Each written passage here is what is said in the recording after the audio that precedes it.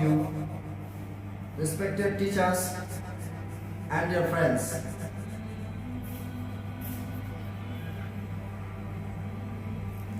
Alhamdulillahi Rabbil Alameen wa salatu wa salam ala nabiyyihi Muhammadin Sayyidil Mursaleen wa ala alihi wa sahbihi ajma'in, amma ba'd. May praise be to Allah, the Creator of the worlds, and the peace and the blessings be upon His Prophet Muhammad sallallahu alaihi wasallam, the head of all messengers, upon his family and all his companions. Allah subhanahu wa ta'ala says in the Holy Quran, اليوم أكملت لكم دينكم وأتممت عليكم نعمتي ورضيت لكم الإسلام دينا.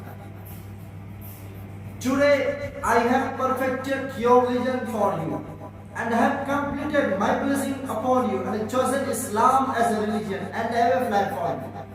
Surah Al-Ma'idah chapter number 5 and verse number 3. Nowadays, it is a general question arising in the mind of which thing something about this modern age, the age of science and technology, the age of invention and discovery. The question is, what is the relation between Islam and the science? What is an Islamic approach to science? And does Islam have any harmony with the modern science? Dear friends and listeners, first of all, it is necessary to clarify that Islam is the eternal and perfect religion of Allah. It is in complete harmony with the human nature, so it can never be contrary to the laws of nature. Its teachings and doctrines can run with ups and downs of every age. Its basic and fundamental doctrines cannot accept any change.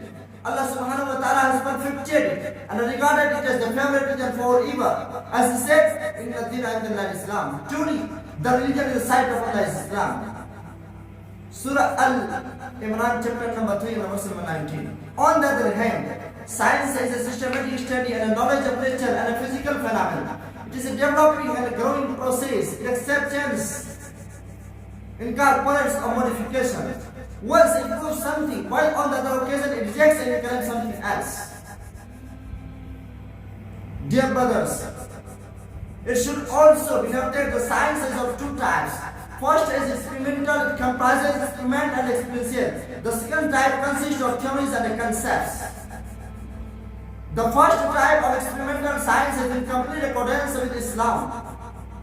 Complete accordance with Islam. It doesn't go against Islam in any way. Rather, it has proved Islamic teachings and concepts with its discoveries and inventions, like science of medicine and agriculture and so on. Dear brother and elders, in short, science doesn't create any problem for us, not only for Islam the most, but also it testifies truth. The Holy Quran and the Hadith are best matched with science. Rather, they are level science for their reliability. Rather, Hadith and the Quran doesn't need science for their reliability.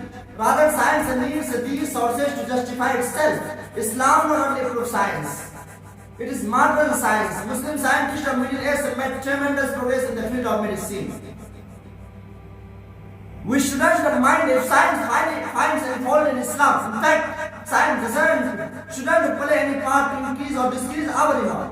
We should strongly believe that truth lies in only in what Allah and His Messenger, Allah bless him and give him peace, have said. The Holy Quran says, وَمَنْ أَصْدَقُ مِنَ اللَّهِ حَدِيثًا وَمَنْ أَصْدَقُ مِنَ اللَّهِ قِيلًا. Who is more truthful in His word than Allah? And here, end of our call is praise to be Allah, the Lord of all the worlds. Then I conclude my speech. Thank you.